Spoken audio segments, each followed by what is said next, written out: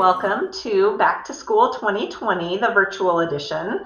Let me start off by saying that you all have done an amazing job getting your kiddos into the swing of things. We are all putting in overtime. You, your children, teachers, our office staff.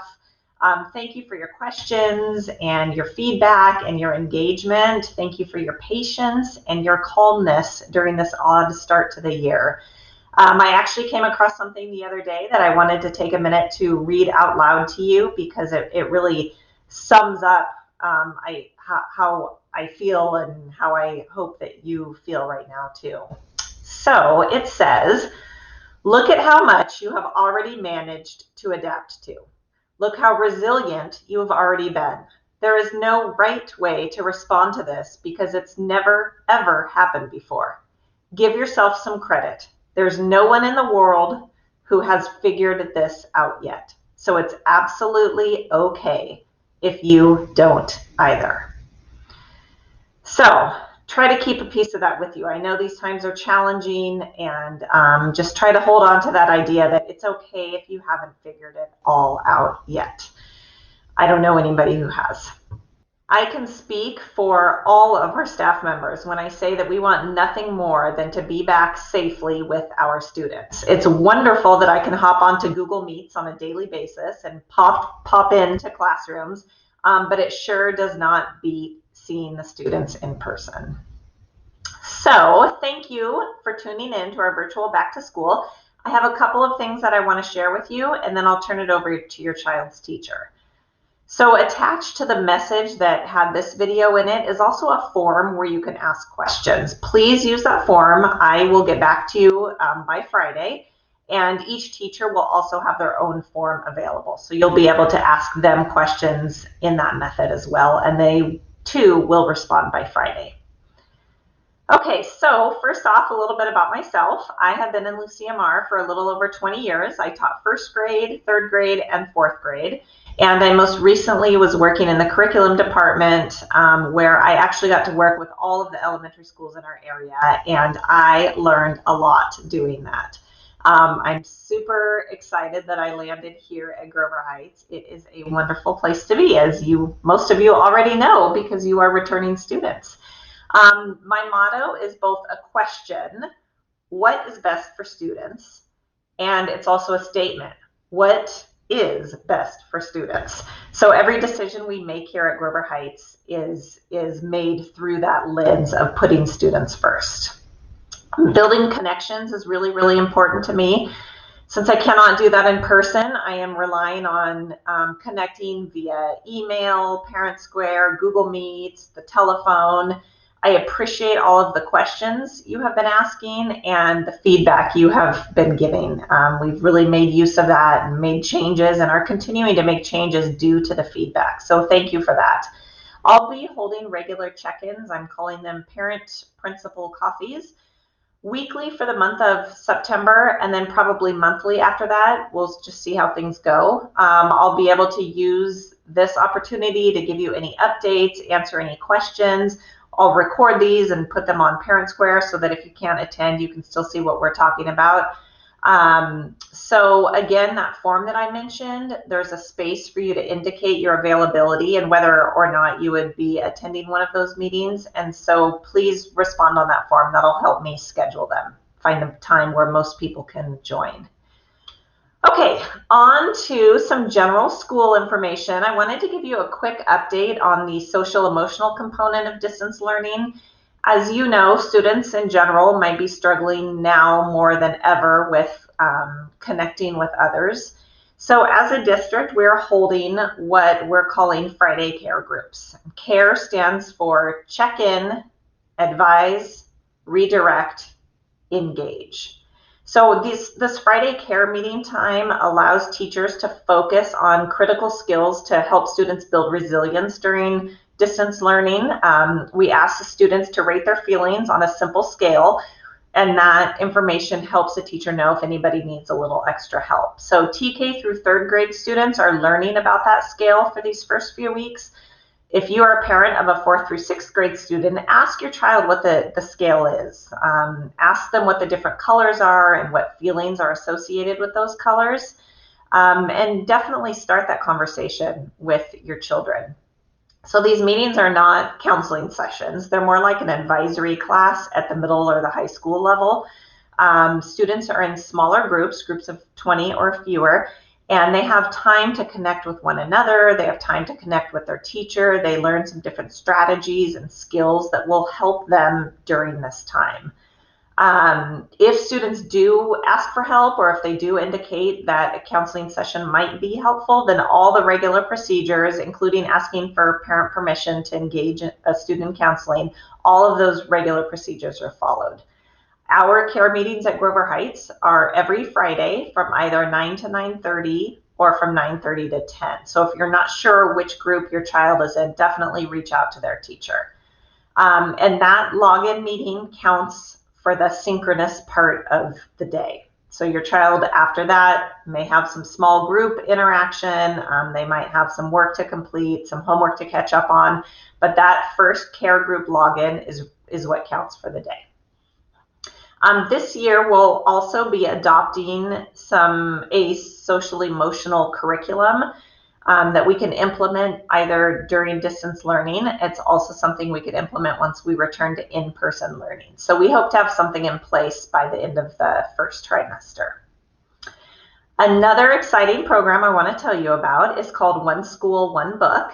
And the goal of this program is to help foster a love of reading, to build community, to increase literacy. It's a really fun way to do all of those things. So the basic idea is that each family in the school receives a copy of the same book, and we read it together.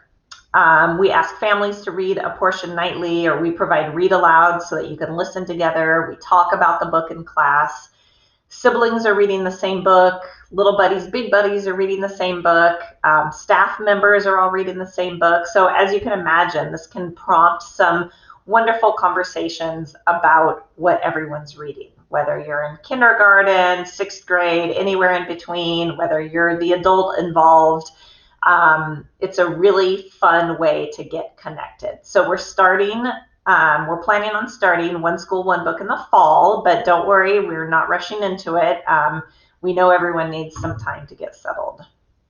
And speaking of reading, we are very excited that we will soon have the chance to let students check out books from our very own Grover Heights Library. And here's Miss Jackie to give you a sneak peek of what's to come. Hi, Grover Heights families. This is Mrs. Jackie in the library, and I'm just here to show you a little bit about accessing our library online. Here I am on the Grover Heights Elementary School website.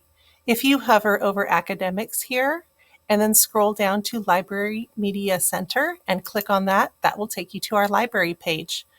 There's lots of fun stuff on this page. There's pictures of the kids. We also have links over here on the right, information about box tops, which has changed this year. Also read alouds here. This is picture books and chapter books that we've been recording and reading and recording online. So that's the link there. And there's also a link here that will send you to our Grover Heights Library collection. And there will be another video on that coming out soon with more information. So bye for now. You can go ahead and click on that link and check it out now. We will be sending out some more directions next week, but you are welcome to check out the link a little bit later on after all the videos. Okay, so I wanted to also let you know about our supply pickup plan. We are adjusting as we go, and right now we're planning on having supplies available for pickup the first and the third Friday of the month. So these would be maybe if your child's teacher has some math workbook for them to pick up, or if they need some extra paper or something like that, they would have that put together for pickup. So we'll have the supplies out on the tables from 10:30 to 3:30. The first and the third Friday of the month, and your teacher will notify you if you have supplies to pick up. Not all classes will have things that they need to get picked up. So this Friday, September 4th, will be our first pickup day, and actually this Friday we'll be out there until 5 o'clock. So come by anytime between 10:30 and 5 if your teacher has supplies for you. We'll have everything set up on the grass, and please practice social distancing when you pick up your supplies. All right, moving along to attendance, and we are almost finished. Attendance continues to be just as important during distance learning. If your child is sick, please call the office and let us know. You can email a picture of the doctor's note if you have a doctor's note. If you are experiencing internet or power issues, then please let your child's teacher know right away. You can also let the office know because it might be something that we can help with.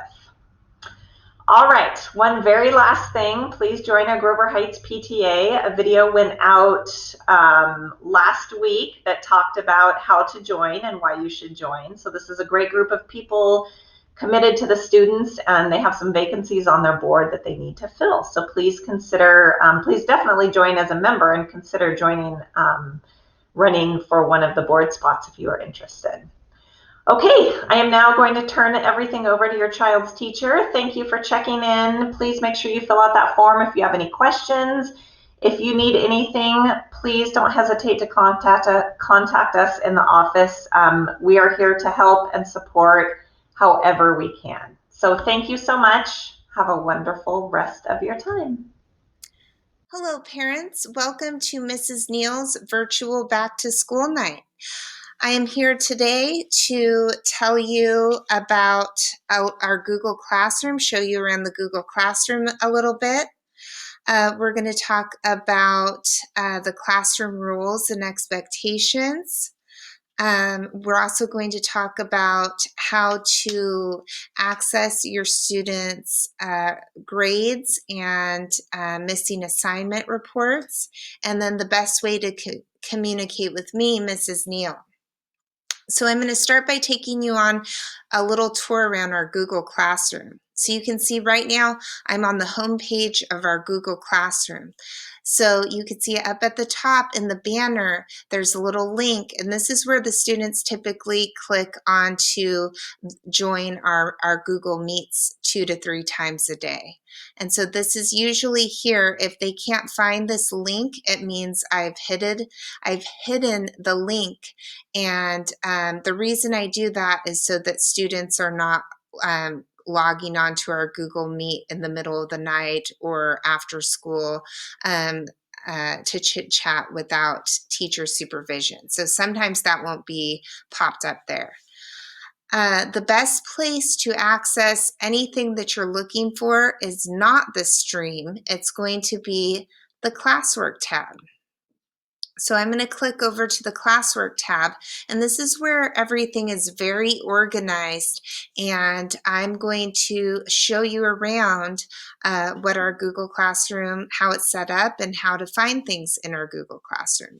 So you can see all the topics are over on the left-hand side, every topic that I've created, but those are also the same topics that you will see in the middle of the screen. So the first topic on our list is daily schedule. So I'm going to click on the daily schedule. And this is where you will find kind of a generic schedule of what we typically do every single day.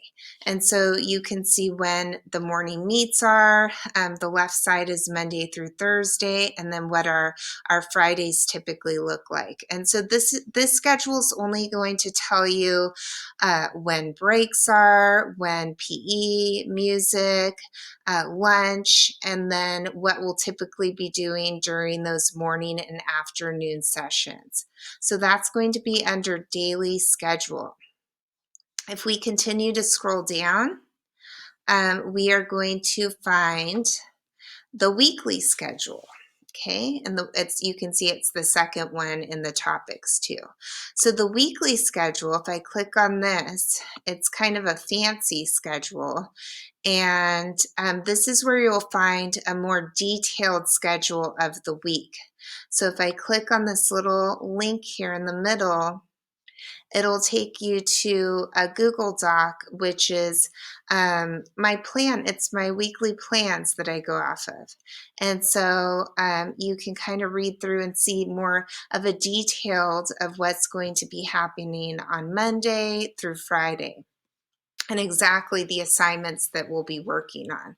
So if you're interested in looking a little bit deeper at what we're actually doing, you can click through this weekly schedule and just keep scrolling down because there's new things on each page until you finish at 2:30. So I will click off of there and head back to our classroom. If I keep continuing down, the next tab or the next topic is the Friday care groups. And so this is every Friday we have a 9 to 9:30 care group and a 9:30 to 10 o'clock care group where our class is split into half and we can talk to the kids about how they're feeling and have them choose a color, whether they're feeling happy or anxious about something or sad. I'll be able to kind of lead them through a conversation, giving them relaxation techniques, or just allowing them a chance to talk and relax that way and see how they're feeling. So if you're curious to what time your child attends this group, you can click on the Friday care groups, and this little Jamboard comes up and it has a list of the students' names and what time they will attend their group each Friday. So I'll click out of that. And continuing down our classroom stream, after the Friday care groups, whatever day is the current day of the week will be up towards the top here. So today is Friday, so Friday's schedule is at the very top underneath the care group schedule. And so if it were Monday, Monday would be here, same Tuesday, Wednesday, Thursday. So every day I move that current day up to the top of our topics. And so today is Friday, so you can see the things that the students were working on independently today, because Friday is more of a day where students can catch up on their work, and eventually if I need to have small group instruction, this is where I would plug that in on Friday. Okay, continuing down our list, not all students are currently in a guided reading group. I've created 3 groups that I'm going to be working with. So if you're curious if your student is in a group, you can click on guided reading to see that schedule, and that will always be, actually I kind of skipped over that. That will be down below the finished early. So you can click in here to see if your child is participating in guided reading. If they're not in a group, then that means that I'd like them to be reading a chapter book and continuing to challenge themselves. And all of their information is updated in Raz Kids currently. So the books in there that they're reading should be challenging for them at their level. I did skip over the finished early section. So this will always be right under the current day that they're working on. And what I call this, it's kind of a catchy name. It's called Ketchup, Mustard, and Pickles. So if I click on this, this is going to take me into the Ketchup, Mustard, and Pickles document. And so you can see the red, it's the ketchup, obviously, and then the yellow is the mustard and the green is the pickles. Okay, are the pickles. So looking at ketchup, ketchup is what they need to work on first. And so ketchup will have the week's assignments that we just did this week. It won't have the whole year's assignments, but it'll have any assignments from Monday through Friday that they needed to turn in this week will be in the ketchup zone. So I will clear this out, and starting next week, they'll have new assignments in their ketchup zone. Once they finish all of their ketchup, they can do their mustard for 30 minutes. And these are kind of the must-dos. And so there, if they click on the here, that's a 30-minute timer, and that will time them. And the links on the mustered list are RAS Kids, which is our reading program, Reflex Math, which focuses on math facts, so that would be great for their multiplication and division facts. And then Dreambox is a math program that the district adopted a few years ago, and it just kind of finds the holes in their learning in terms of math, and it reteaches them and helps them. So Dreambox is a great program for them to be working on as well. The green, which are the pickles, are the more preferred activities, such as Prodigy and that sort of thing. So if they finish all of this other stuff, then they can choose from the green. So that takes care of our finished early section. I wanted to talk to you about the other tabs in the classroom after we go down. So if we go down below the guided reading, you'll see that the tabs following that will be Monday through Thursday, and those have the dates next to them, so you can see those are the days that we have already had this week. So if your student is looking to turn in missing assignments from Monday, Tuesday, Wednesday, or Thursday, they would click on that particular day to find the assignments. I also wanted to talk to you about these videos. So each day when we have a Google Meet, I record the part of the Google Meet that's important. So I won't record if we're chit-chatting around about something, or if I'm taking attendance or something like that, I will not be recording. But if I'm actually teaching something that's important and that they shouldn't miss, I have a little girl who her classroom job is to remind me to record what we're doing. So you'll find the recordings from the day underneath the day. So if your student missed something due to technology trouble, or they had to be someplace else during this time, they're always able to come back in and watch the videos so that they can complete their assignments. Okay. Down following those days. So every Friday, what I do is take all the assignments from the week. So I'm going to take every assignment Monday through Friday from this particular week, and I'm going to create a new topic. So I would take all the assignments from here, and I'm going to create week 3. So now every assignment from week 1 you'll find here, every assignment from week 2 you'll find here, and then all of these assignments are about to go into week 3 to make room for the next Monday through Friday. So old assignments you can always find under that particular week of school, and it always has the date next to it too, so you can refer to that. There's a technology tab down towards the bottom, and if you click on that, it has the Clever login information, so you can click and students are able to go into their Clever accounts, and this is where they will find their RAS Kids, Dreambox, Reflex Math, anything they need, they will be able to find in their Clever accounts. Also, I've started a classroom technology guide. So just as I've introduced some things to the kids technology-wise, I've created a Google slide where it's kind of a how-to of different things they might need in terms of technology. And the first slide, of course, is Google Classrooms for Parents Guide. So that might be something that you're interested in. So you can check that out when you have time. Let's see, there's the English Language Development tab. This is only if your child is an English language learner.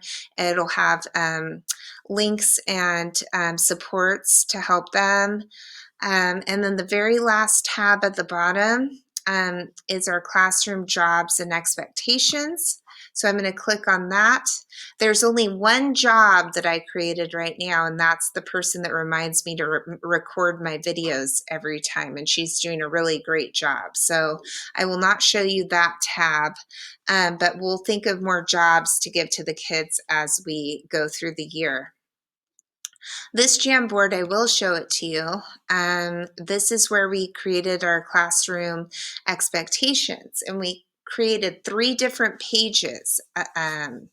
We created a page that says, what does a successful student do or look like before class? So you can see some of the responses, making sure that their computer's ready, that all their technology's working, that they have all their supplies ready to go and close to them so that they don't have to search for things as we go over them, and just being ready mentally, just having a good breakfast and being ready mentally and being ready to stay positive and having a good work area. I feel like in order for a student to be successful, they need a good place where they can sit down and they know that it's their place and they're able to concentrate, and that's where they're going to set up their desk area, I guess you would call it, and be able to get their work done. That's really important. The next page was, what does a successful student look like during a Google Meet? And so a lot of people said staying muted when they should be muted, not typing inappropriate things in the chat, so only typing questions in the chat about what we're learning or answers in the chat if I've asked them to, making sure they're on time, having their supply boxes ready to go next to them, and participating and having a good attitude and paying close attention. Those are all important things. And the last page was, what does a successful student look like during independent work time? And so a lot of the responses were to not be distracted, to stay focused, and really concentrate on what they need to do. And so those were the most important things for during their independent work time. And this independent work time is the time after I finish teaching something on a Google Meet, and then I'll give them an assignment and set them loose to do that before they go onto their break or onto their lunch or before it's the end of their day. And so they'll have specific directions. But if they ever have a question, I, as the teacher, will stay on the Google Meet for the full hour-and-a-half session. And so anytime, unless it's lunch or break, they'll be able to click back onto the Google Meet to ask me a question if they need to. I am also available to them by email anytime. I've taught them how to email me, so they should be able to communicate with me that way as well. Okay, 2 more things to talk about. One of those things, so that was a tour of our Google Classroom, all of the topics, and just keep in mind that these topics are all found under the classwork section of the Google Classroom, and this is where you can really access everything. The next thing I wanted to talk to you about is just how to access your students' grades or their missing assignments. I've been sending weekly reports of missing assignments. Some of you have been getting them on your emails because you are already a part of the Google Classroom. And then some of you aren't a part of the Google Classroom. And so those reports have been going to your students' email. So if you're curious about missing assignments, you can always go to your students' email today or this evening or tomorrow and check, and there should be an email from me giving a report of their missing assignments. I did print out all of your emails, and so parents who are not a part of the Google Classroom, I'm going to be sending you an invite within the next day or two to join our Google Classroom. So once you join that Google Classroom, which I hope you do, you will be getting those reports along with your students, so you'll be able to get them as well. So make sure that when you get that email from me, you accept and join into the Google Classroom. Oh, sorry, we still have bells here. We still have bells here to keep us going. Okay, the final word from me today, Mrs. Neal, is that the best way to get a hold of me is always through Parent Square. I will be communicating with you that way. That's very easy. Any questions you have at all, I'm very quick at responding. I'll get right back to you. I just want to thank you. I know that you are doing so much for your student and your child right now, and I'm excited to work with you and your student this year, and we will do everything to make sure that they have the best fourth grade experience that they can possibly have. So thank you very much for everything that you're doing too. This video will be attached to Mrs. Logue's video, as well as a place for you to post any questions you have at all for me. And I will get those questions next week and return with your answers as quickly as I can. So I want to say thank you so much. And I hope you are having a great week. And I look forward to talking with you soon. Hi, I'm Dina Myers, the music teacher for general music for 4th and 5th grade. Music is a regular part of the 4th and 5th grade curriculum and will be a graded component of the report card. Assignments will be found in the Music Google Classroom and should be turned in through the Music Google Classroom. There will be a Google Meet each week and an assignment that's due each week. The Google Meets for Grover Heights are Tuesdays for 5th graders, 10:50 to 11:30, and Wednesdays for 4th graders from 10:50 to 11:30. The meets will sometimes be quiet and sometimes be loud. When we're working with instruments, the students will be expected to practice outside of the Google Meet for 5 to 10 minutes a day. Some of the time, we will be using a new curriculum software called Music First Junior. This will require an additional login because it doesn't sync with Google Classroom. We'll be using the same username that you use for other district logins and a password that will be very easy to remember. If your student would like to have more music during the week, I will be offering optional music on Mondays and Fridays. Mondays from 2:30 to 3 and Fridays from 2 to 2:30.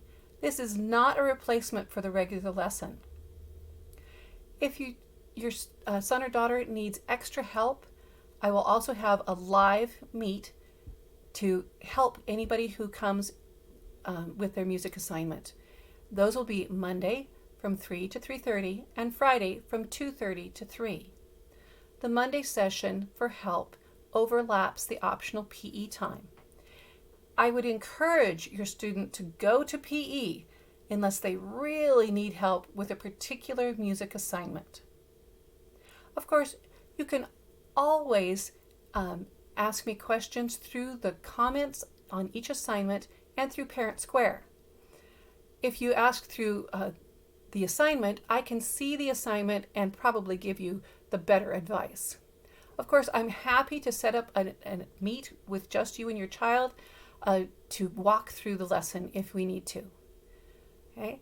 I've been teaching music in this district for over 25 years, and I'm looking forward to this new adventure in new ways to teach and teaching your child about music and hopefully instilling in them the love of music that I found as a student in this district. I'll see your students soon, and I hope to see you also. Bye-bye.